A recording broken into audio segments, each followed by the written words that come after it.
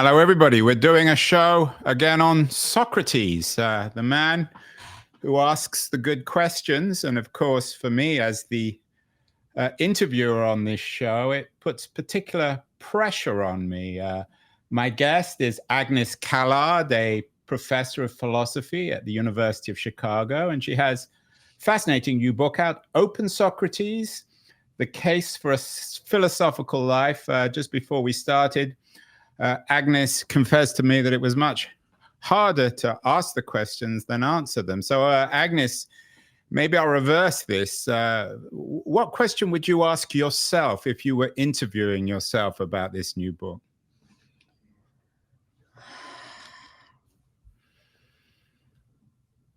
That's really hard because I have to decide which aspects of myself I'm like unfamiliar with.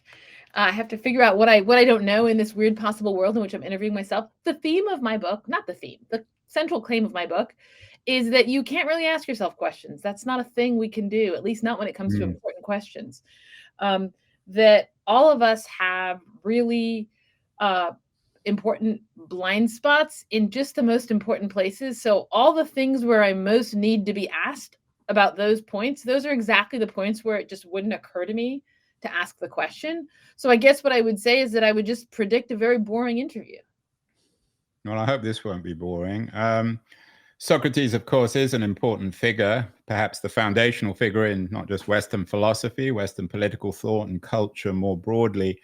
Are you presenting Socrates then as a quintessentially social figure in contrast to the later philosophers who retired into themselves?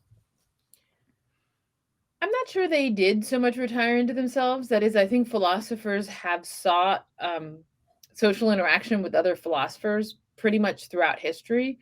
But I do think that they don't always foreground that in their presentation of their ideas. Now, with Socrates, there is no Socratic presentation of his ideas. Socrates didn't write down any of his own theories.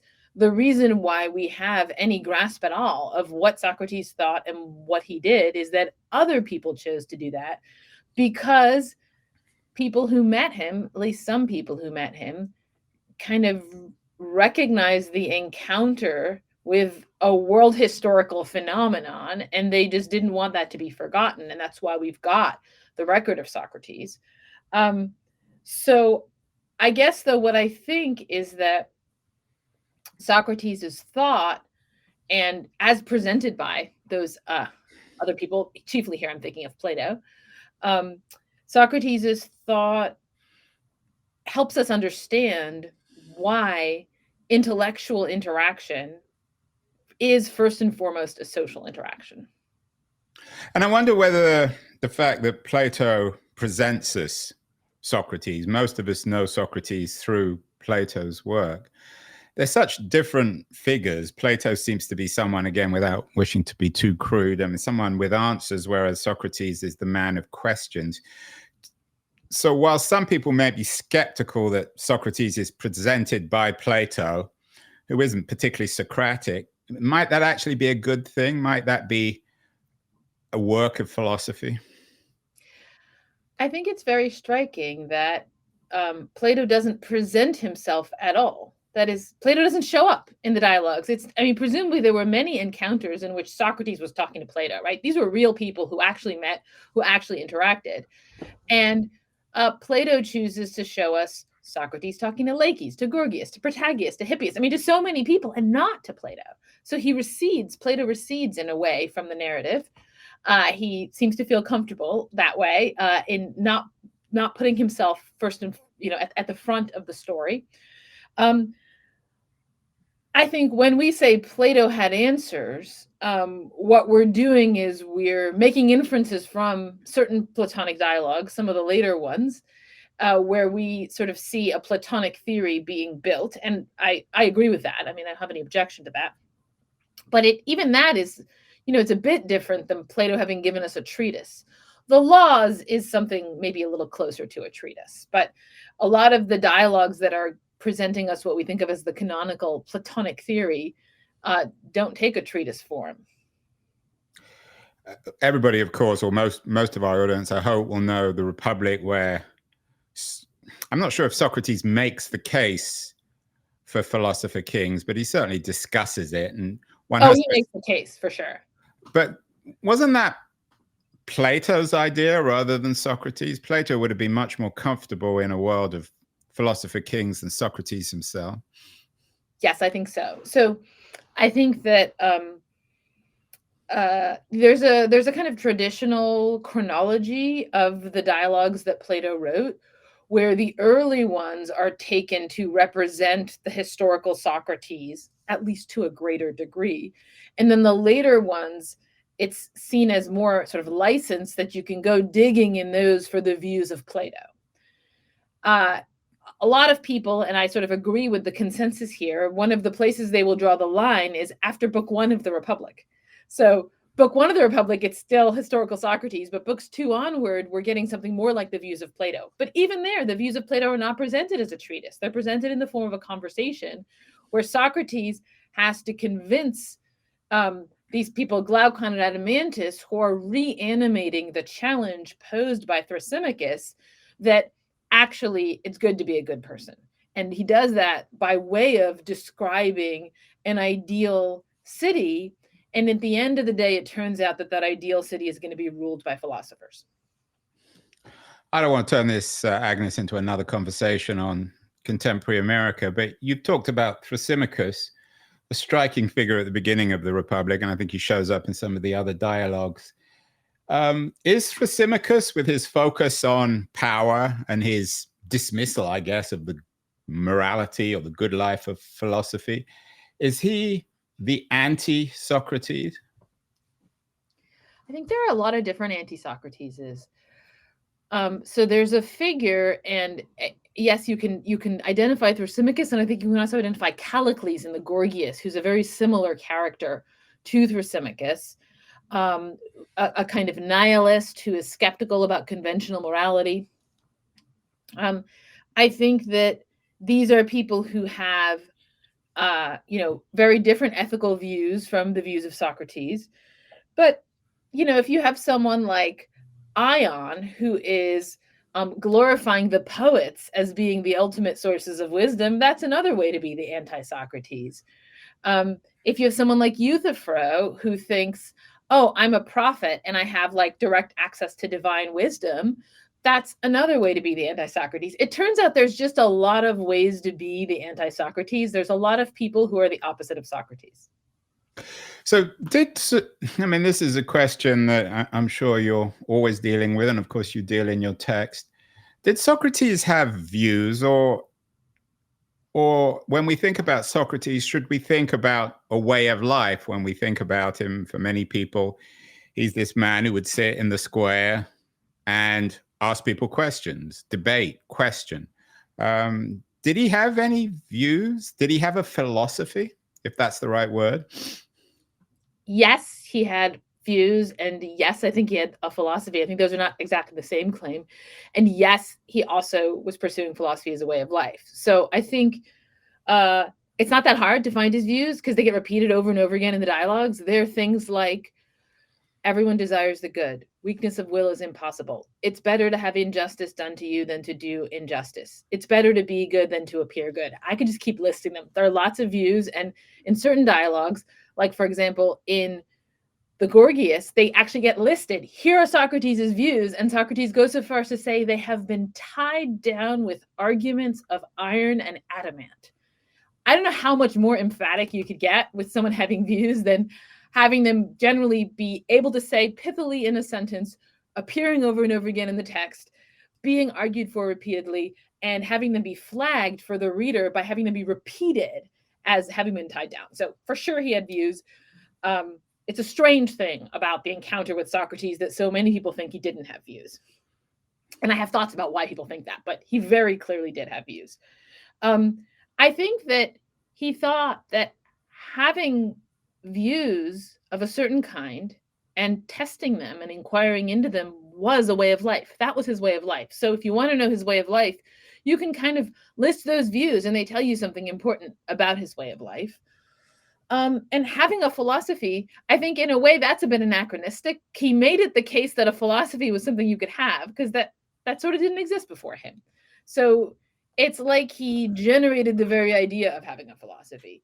And, if you think about these texts that we have, it's just a extremely remarkable fact that these texts, which are conversations, that is, they're not actual recorded conversations, they are dramatizations of conversations, they represent a new genre, the Socratic dialogue, that was invented by people in response to Socrates. That is, he was such a remarkable guy that a bunch of people, not just Plato, we mostly lost these texts, but we have Plato's and Xenophon's. A bunch of people were like, we're just going to create a genre. It's like creating fiction or something. They created the Socratic dialogue, which is Socrates talking to some guy. That was just a thing. That was a kind of text you would create after Socrates because it was so remarkable that he had what he had done and what he had made himself into.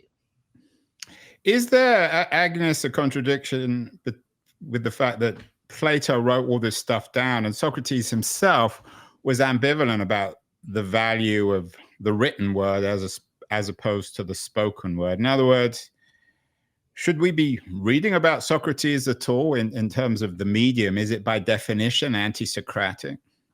I think a bit, yes.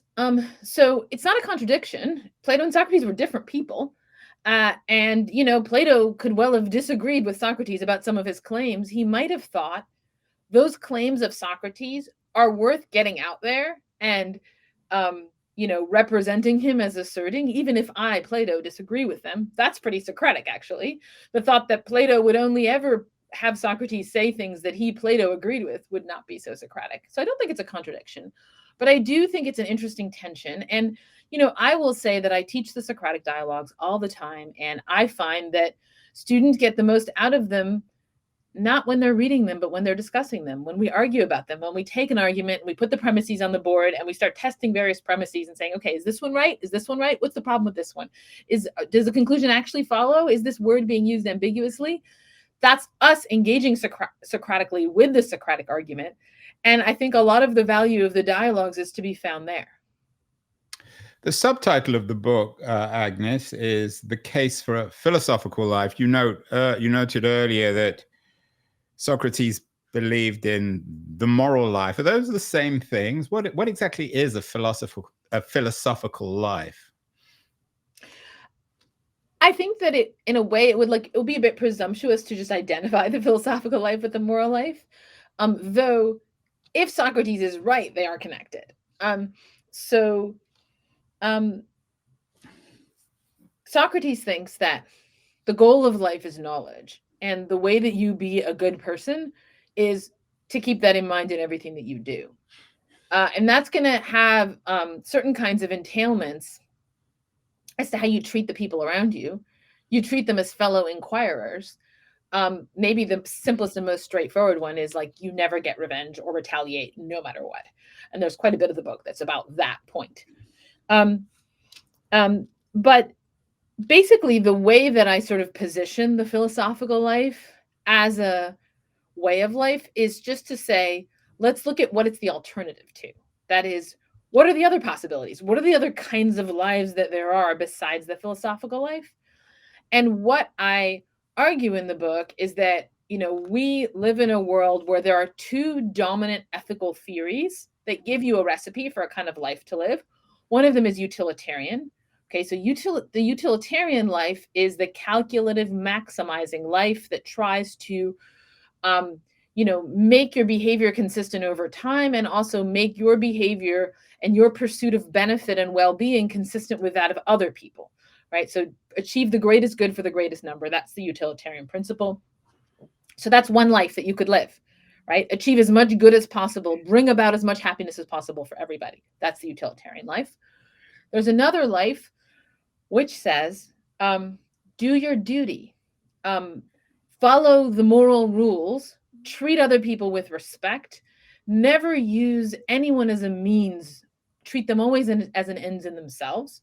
So the utilitarian life is associated with the philosopher John Stuart Mill, also Bentham and Sidgwick, but Mill is the guy who wrote the book called Utilitarianism.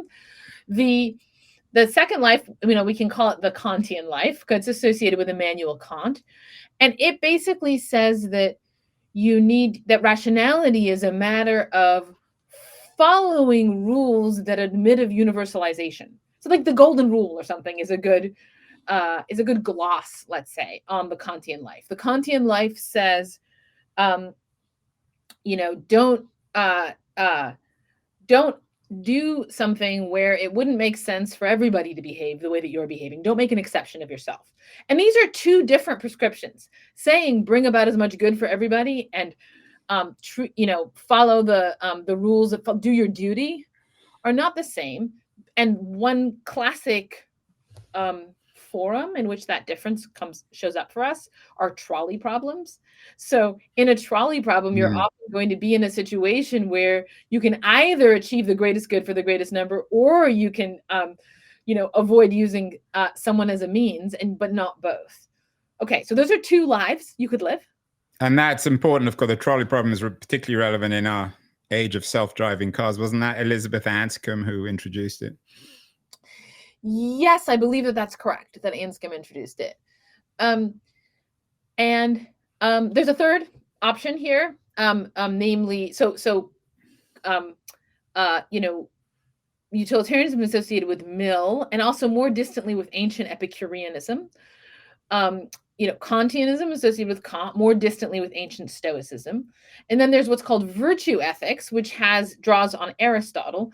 And it sort of says, well, you can kind of achieve both these things at once. You can achieve both following the law, like behaving in a law-like way, where you respect your community and the kind of creature you are, and also bring about the greatest good for the greatest number by pursuing what's noble.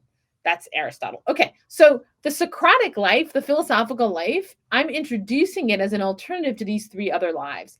That is the life of utility, the life of respect or duty, and the life of pursuing the noble, the kalon. And what I'm saying is another thing a life could be about is knowledge, and knowledge is sufficient to really organize a whole life. It tells you, the pursuit of knowledge tells you how to do romance, how to do politics, how to think about death. It gives you comprehensive ethical guidance. Isn't there something utilitarian, though, about this recipe? You're presenting Socrates as someone who can help you figure out your romantic problems or the meaning of life or all these other questions. Doesn't that strikes me as being quite utilitarian in maximizing our happiness? So, sometimes utilitarian just means kind of helpful or useful. And in that sense, sure. But the way in which Socrates helps you deal with your romantic life is very distinctive. It's distinctively Socratic. And it's not like, let's say your problem with your romantic life were that you think about yourself too much or something. And then you might have a therapist who's like, just try thinking about other people. That'd be kind of utilitarian. What Socrates does is he tries to show you that romance isn't what you think it is. The thing you are trying to get out of romance is not really a kind of attachment to another person. The attachment to another person is actually kind of instrumental to the thing you're really after. So it's like he rewrites the story of romance for you. And the way that he does that is by sort of first having you notice that the way that you behave about romance is crazy. It's what you would think of as crazy, insane, if you did it with respect to anything else. There's kind of a knot there that has to be untangled. An example I give in my book is like if somebody behaved about food the way we do about romance, like if they were banging on the doors of a restaurant and the restaurant is closed and you're like, you can't go in there, they've locked it. And they're like, but I have to get in. And you're like, well, but what about all these other restaurants that are open just nearby? And they're like, no, I have to go in this one. And you say, is the food there like so amazing? And they're like, no, I hate it. At a certain point, you would say there's something wrong with this person. Like, what is going on? But that's just the way we behave when we're like, it's late at night and we're texting our ex who we said we hate and we never ever want to see their face again. And they made us totally miserable. And we're somehow drawn. Our friends are like, no, stop it. That's just commonplace. It's commonplace with romance. And Socrates thinks you've normalized something that is really crazy. So Socrates says love is a kind of madness. And he wants to help you untangle that knot. And so it's not straightforwardly utilitarian because it requires you to do a lot of interpreting to see that what you want is not what you think you want. You have your own podcast, Minds Almost Meeting, and I think you co-host it with your ex-husband. No, that's not correct. Oh, Robin and I have never been married. Robin's an economist. He lives in D.C. I live in Chicago. What did I read about? Am I wrong that you've done some stuff with your ex-husband, or am I fantasizing? Yes, I did an event on the philosophy of divorce with my ex-husband. Right. That's online, but it's not a podcast. I apologize if Robin's watching. You're not married to Agnes. But my question, Agnes, is more, are you living? I mean, you seem to have digested a lot of this stuff. You talked to your ex-husband in a responsible way about the value of divorce and marriage. Are you living the philosophical life? Have you digested all this stuff? Are you a model in a sense? I definitely try to. And I find that there are a lot of fights in my life where I say to myself, wait, take a step back. Like, there's a question here. There's a question you guys are trying to figure out. And this is the only person that can help me with that question. It's time to be cooperative because I need their help. So I definitely, I sometimes consciously reach for this. I think more broadly, there's a thing I want to say about philosophy, which is, I think that the point of philosophy, at least of the practical part of philosophy, is that there's a lot of stuff that we're doing in our lives that we're not very clear on what it is that we're doing or why we're doing it. And the point of philosophy is that if we get clear on it, we'll do it better. It's like having a sense of what your target is so you know how to aim at it. So my first book was called Aspiration. And I thought, hey, here's a thing that human beings do, but there doesn't really exist a philosophical theory about it. If we understand it, we'll be able to do it better. And this book is me trying to come to terms with the philosophical life, because I think if I understand what it is and why it's valuable, I'll be able to do it better. I'll be able to live it more fully. I don't think I can say that I'm completely instantiating it at every moment of my life, but I do think that in many crisis moments, it's what I reach for. What would Agnes, or maybe Socrates, what would they think, or what do they think of the self-help industry? Is this the antithesis of the philosophical life? Because the more you talk about it, it sounds like, in a sense, intelligent self-help. So, remember when I said that there's many opposites to Socrates? I think self-help is one of the opposites, just in the simple sense that the message of my book is that you cannot help yourself. You are defective. You are not able to think. You're not good at reasoning. You're not able to figure out the answers to most important questions on your own. You don't know things that you think you do know. And you can't dig yourself out of that hole. You need help from other people. So it's like an other help book. I think that I just don't know that much about self-help when we get to it more concretely. And it might just be that there are like tips and tricks that people can teach you so that your life runs smoother than it was running up until that point. And I'm not going to deny that that can happen. But I guess I think at the deepest points, we seem to need other people. And even forgetting about philosophy, even therapy, like if you really got problems, you probably can't be your own therapist. You probably actually need some other person who is a therapist to be your therapist. So a lot of people are going to be listening and watching to this and thinking, well, I agree with Agnes, but my problem is I don't know where to find other people who ask good questions. I went down to the square yesterday and I didn't find Socrates. Where are we supposed to find these people? Yeah, it's a great question. I'll tell you about my first experience trying to produce an answer to that question. I talk about it in the book. It was when I was in college and I was first like getting super into Socrates. And, as I got more and more excited about Socrates, I tried to connect to him in a lot of different ways. So I studied ancient Greek. I studied Greek history. I, of course, read all the dialogues. I wrote papers on the dialogues, took classes on the dialogues, had little discussion groups with my friends. None of that satisfied me because I didn't just want to like study Socrates. I wanted to like be Socrates. So I thought, well, I'll just do what he did. You know, what Socrates did was he went to the Agora, which is like the marketplace of Athens, and he would have these philosophy conversations. And so I thought, well, I was at undergrad at the University of Chicago. And so I thought, well, what's like the Agora in Chicago? I thought the steps in front of the Art Institute. That's where people hang out. This, by the way, I don't know if you've been to the Art Institute recently. Now there are 2 entrances. But no, I mean, I've been to the campus, but I don't know the place you're talking about. Okay, you don't know the Art Institute at downtown. You've been to Chicago. Oh, you mean in Chicago? Yeah, this is not on campus. Oh, okay. So it's go like on. one of the best museums in the world. Right.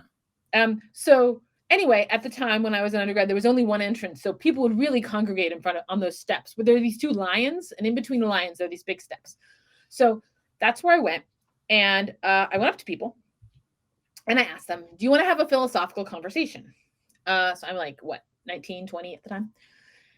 Okay, the first surprise was people said yes. I actually expected them to say no. I expected them to be like, no, why would I want that? Or I don't know you or whatever. But they said yes, most of them.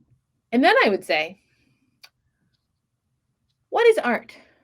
Or what is the value of art? Or what is the meaning of life?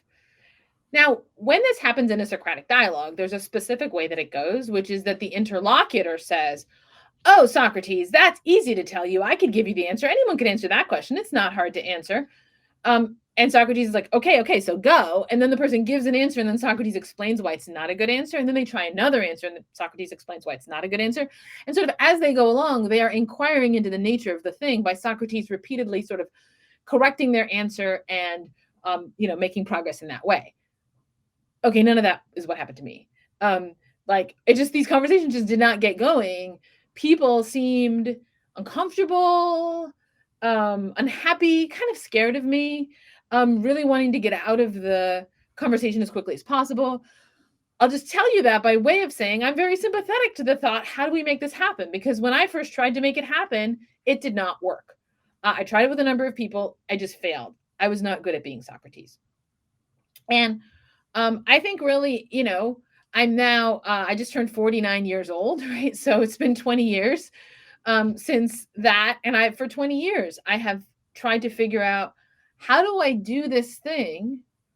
How do I do it without scaring people, without putting them off, where I'm actually making progress, where I'm actually inquiring with them? And what I found is that it's a little hard to put your finger on it, but people might be better at doing this once they've read my book, that inside of our interactions with the people that are already around us, the people that we already know, so our spouses and friends and kids, especially kids, inside those interactions, there's a set of conversations that we have with those people where there's a little bit more space in those conversations than we realize. It's like there's like a hidden back room inside of every conversation. There's space where you could go. How do you go there? So often it's just asking someone for a bit more of an explanation for something that they've said, or the other way being they ask you for an explanation. And instead of getting defensive, you think to yourself, oh, this is my chance to figure out whether my explanation really works or not. It's sort of taking an extra step to be like, here's why what you're saying doesn't make sense to me. So basically, my book describes the structure of Socratic conversation. It describes what you have to do, but it's going to be up to the readers to figure out which parts of their lives are closest already to that structure, such that they can just expand a bit in that direction. I will just grant that it doesn't work to try to go from like 0 to Socrates super fast. Agnes, I'm just back from Chile and Germany, 2 countries far apart, but they both prioritize public space. In fact, I've spent some time in the central square in Santiago in Chile, where I'm not sure if there are any Socrates, but it was certainly an environment where one could imagine Socrates. You give the example of sitting outside in Chicago and asking strangers questions. Americans seem very uncomfortable in public space, perhaps understandably, given the levels of crime and insanity and all the rest of it. How essential then, in terms of the philosophical life or the Socratic life, is public space? You presented in terms of your explanation where you can do it with friends, you can do it privately, you can do it at home, presumably you can do it on the internet. But is the ideal place the public sphere, the agora? Socrates does it actually in a variety of places. So some of them are public, but sometimes he's just in someone's house. So he, Socrates is going to take every opportunity he can get, right? He's not waiting for the ideal one. But I think that people have actually told me that if I tried this now, it would work a lot better. And forget that, like, I'm somewhat famous and people know who I am. I assume that wasn't the case. They say because of TikTok, people are actually pretty used to, like, strangers coming up to them. Apparently there's a TikTok thing, show me your apartment, where people walk up to a stranger and say, will you take me to your apartment and show it to me and I'll put it on TikTok? And people do this. So it actually might not go off so badly these days, because we actually have more sort of social customs that involve interacting with strangers. And, like, at the very least, if I were saying that I would put it online, then they might be like, oh, okay, this is kind of performative. But I guess I do think that at the end of the day, we want to be able to have some public interactions of this kind. Maybe that's not the first place that's going to get become hospitable to philosophy, but it, I think, should be our goal, that it is a place that where eventually we'll feel comfortable having philosophy. You mentioned TikTok, of course, an internet platform, a social media platform. I'm sure people have asked you this question before on Socrates and AI. If you were given a large amount of money by OpenAI or Anthropic or Google, could you create an app, an AI app, which replicates Socrates? Or is that by definition impossible? And in many ways against the whole spirit of whatever Open Socrates is, even if it was an open source product?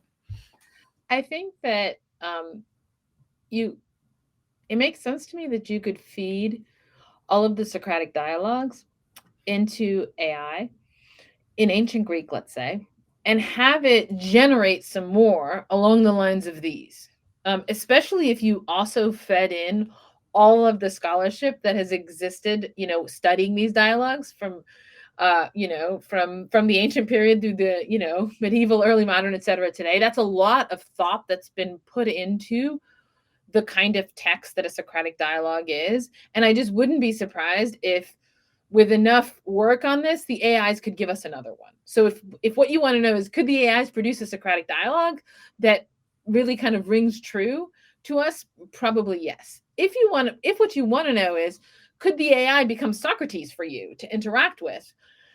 I think that's a taller order. And the reason is, I tend to think, I'm not saying it could never happen, but I think it would happen much later than, like, AI therapy. We can compare it to therapy, right? We can compare the idea of having an AI therapist as something that I see floated. And the thing about therapy is that, it's important that there's another person in the room and that person is responding to you and is helping you figure out what's going on with you. But it isn't actually important, at least for many kinds of therapy, that the therapist have desires of their own and a curiosity of their own, right? That is, they're supposed to actually keep that stuff outside the room. Like, say you mention that in therapy, that you went to a particular movie, and say they're curious whether you like that movie or not. They can't just ask that, because they're not supposed to be themselves, and they're just supposed to be your therapist. They're supposed to be, in a way, a tool that you use to understand yourself. And a good therapist knows how to make themselves into that, and knows how to take their own interests and desires and passions and whatever and keep them outside of the therapy room. That's what it is to be a professional. Okay. And I think because of that, that sort of suggests, in a way, the therapist doesn't need to be another person, because they don't need to have desires. But I think the philosopher the philosophical interaction kind of essentially involves two people who each have their own sets of desires. That is, who each want to know things. And so what we would need is an AI that wanted to know things. I think if you had that, making them be Socratic would actually be relatively easy, because a lot of what gets in the way of us being Socratic are some of our base passions that we could just not have in the AI. But it's just very apparent to me when I interact with AIs that they don't want anything, and that really skews and affects the interaction that I have with them. Yeah, although I think an AI that wants something would bring other problems, but that's another subject. Right, it's interesting that this is the thing that everybody is terrified of. Fair enough, but I kind of think, yeah, that's the thing that we would need if we wanted them to be philosophical. Well, Agnes, where's the politics in all this? You mentioned Aristotle as one of the three schools, along with the utilitarians and the Kantians. Of course, there's you studied and teach at the University of Chicago. You're all too familiar with the Aristotelian school of public politics, or of politics as essentially philosophy, as politics as the good life. Are you doing away with the political in your interpretation of the philosophical life and of Socrates? Aristotle does not think that politics is essentially philosophical. Aristotle thinks that there are two ways to be happy. That is, there are two happy lives. And one of them, and it's the one that's sort of foregrounded in the Nicomachean Ethics, is the political life. And it's not a philosophical life. You do not spend it doing philosophy. You spend it doing politics, things like writing laws and, ruling in a just way over a city. You wouldn't have time for philosophy. And then he thinks, in addition to that, there's another life. And Aristotle actually thinks this one's a bit happier because it requires fewer external resources. And that's the life of the philosopher. It's not even philosopher, it's the contemplative life. It's the life of, maybe it's the scholar, maybe it's just someone who thinks about things. Okay, so I think Socrates' story is different from Aristotle's.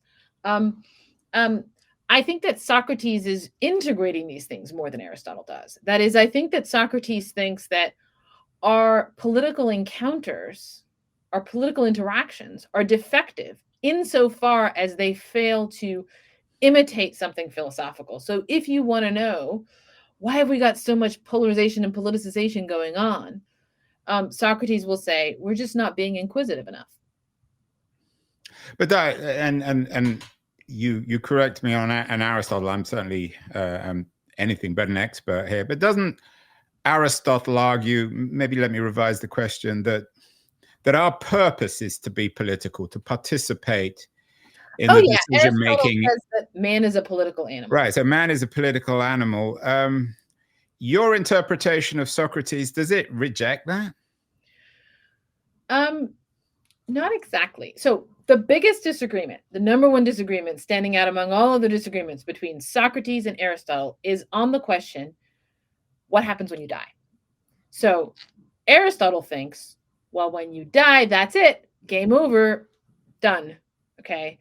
Your soul is eliminated, because your soul is just the form of the living body. So it doesn't even make sense to say that there's anything left over once you're dead.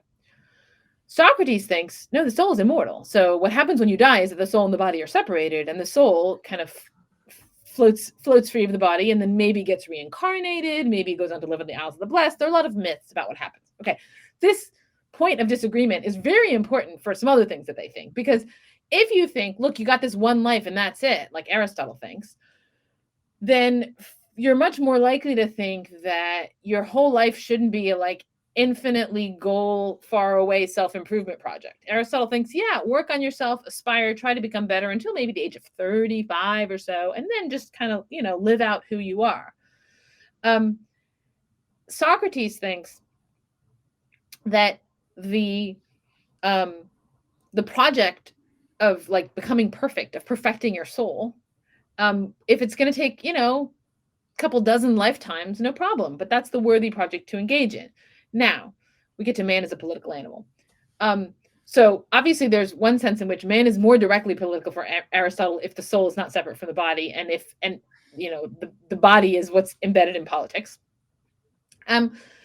And there's also a sense, like, so I think Socrates thinks that we human beings are deeply and fundamentally dependent on the people around us. And in that sense, human beings are political. And we can't think without other people. So we're thrown on the mercy of the people around us and their willingness to help us inquire and think. He thinks that he's much more convinced of our intellectual interdependency than Aristotle is. But so he would, when you say man, right, that's the word there is like anthropos, so it's like human being. The question for Socrates is a human being what I am? That is an embodied creature. Is that what I am? And I think Socrates would say, no, what I am is a soul. Now my soul is embodied at the moment. At the moment, it's got this like flesh clothing. But fundamentally, that's not what I am. So as an anthropos, as a human being, as an embodied creature, I am essentially political in a way that's maybe stronger than the sense in which Aristotle even thought. But there's also this possibility, from a Socratic point of view, of a disembodied soul that has complete knowledge. Last year we had Matt Gayton on the show. He wrote a book on the shadows of Socrates, about Socrates' death. I was always taught, Agnes, and again, please correct me. You don't seem shy to correct me on these things. I was always taught that Socrates was given the choice of either staying alive and leaving Athens, or taking poison and choosing his own death. So he chose his own death because he didn't want to leave his community. Is that a fair interpretation? And what does Socrates' death, which of course is extremely well known and seems to epitomize, I don't know whether it's the philosophical life or a good life, tells us a lot about him. How does that feed into your theory of open Socrates? So it's not quite correct. There are 2 points in his story that you might be referring to. One point is during the Apology. So this is Plato's texts that give us Socrates' speech of self-defense at his trial. Socrates makes a speech explaining why you shouldn't convict. I'm not guilty of corrupting the youth, of introducing new gods to the city, disbelieving in the gods of the city, and so on. So Socrates defends himself, and then there's a vote, right? Is he guilty or innocent? And he's voted guilty by just a little margin. And then he's asked, what punishment do you propose for yourself? So he's asked to propose a punishment. And here's a striking thing that happens. I don't recall the numbers off the top of my head, but he talks for a little bit. And after he talks, the jury votes to condemn him to death. And the numbers that condemn him to death are higher than the number that voted him guilty. So the thing he says after he's voted guilty, but before the jury has to vote on his punishment, is so annoying to the jury that they that more of them vote to kill him than thought that he was guilty. But he was successful then, probably, in an odd sense. Well, so what does he say? I mean, I think that he's sincerely in the first part trying to explain why they shouldn't convict him because he thinks he's innocent. But what he says is, no, I'm not going to propose banishment for myself. That is, maybe you would be okay with that, but I'm not going to propose it. Why would I think that people who, if you guys can't tolerate me, for instance, why would some other group of people tolerate me? And, if you ask me, well, why can't you just stop doing your Socrates thing? If I tell you the truth here, you're going to think I'm being ironic. He says, you're just not going to believe me, but the unexamined life is just not worth living. Okay, so that's one point where he basically refuses to propose banishment as a punishment for himself. What he proposes instead is free meals for life at the Prytaneum, at the cafeteria, basically. He's like, look, I think what you should punish me by, I've been doing this great service, so you should punish me by rewarding me with free meals. Right. So it's not that he passes up the opportunity. He's not offered the opportunity to leave. It's that he refuses to propose that as a punishment for himself. The other thing that you might be thinking of is that in the Crito, when Socrates is waiting in his jail cell, he's waiting to be executed. His friend Crito comes to him and says, Socrates, I've bribed the guards. We can escape right now. Let's go. It's time to go. And Socrates refuses to run away and escape. So that's also, it's not exactly that he was offered this alternative, like he's offered the possibility of breaking the law and thereby escaping. Okay. So I think that both of these things are supposed to reveal some things about Socrates. And I do agree that the death of Socrates is supposed to, Plato thinks we can learn a lot about Socrates from the death of Socrates. We know that because so many of the dialogues are about the lead up to, or the conduct of, or what follows the trial and the death of Socrates. There's like 5 of them. So, but in your interpretation of Socrates, he could have left Athens and just done his thing somewhere else, could have gone to another city-state. There was nothing quintessentially Athenian about him, was there? You mean before he was accused? Well, yeah, they could have been exiled and then just gone off and asked questions somewhere else. Right. I mean, he wasn't exiled though, right? So like that's a particular punishment. He didn't receive that punishment. So like, given that once he was found guilty, he didn't have any option of that. I think that what he would say to that is, I'm a citizen of the city that puts itself forward as being the place of free speech more than any other city in the area. And so this is where I have my best shot. And I think he was right about that. You know, we're talking about a time in history where traveling and being a foreigner is just not unproblematic. Not a thing people really did. Like, you're from somewhere, people don't know who you are, they'll kill you. So it's not like that was like a kind of easy road that was available to him. And he was already, again, from the city that was promoting, in some ways, free speech. The free speech city was Athens. And so I think, you know, until he was accused, he didn't have much reason to think he would have better luck elsewhere. Yeah, and of course, this might be something that some people will be thinking about in Trump's America. 2 final questions, Agnes. You've been very generous with your time. You wrote an interesting thing in Unheard about Robert Musil's classic, although I'm not sure you would consider it a classic, The Man Without Qualities. I consider it a classic. But you described the man without qualities as a man without philosophy. Someone who didn't know how to ask questions and so seems very confused. What's wrong with being without philosophy? So what I think Musil's book is about is it's about how being without philosophy can be a real problem for a person. Which is not the same thing as saying there's something wrong with it for everyone. In fact, I think that's true, but that's not what Musil's book is about. Musil's book is about somebody not who doesn't know how to ask questions. That's not quite the right way to put it. The right way to put it is he doesn't dare or something, or he doesn't feel like he can move forward at all with those questions. He doesn't feel like he's going to get anywhere. And, you know, I wrote about how when I was reading Musil, I felt the same way. I was, you know, even though I loved philosophy from a young age, I did not major in it in college. I did not go to graduate school at first in philosophy. And the idea of calling myself a philosopher would have seemed preposterous. And I think it's like, well, look, there are these huge questions about the meaning of life. Am I really going to be the one who like figures that out? That just, it's hard to believe that could even be true. And so it's what Ulrich is sort of a philosopher who can't believe in himself.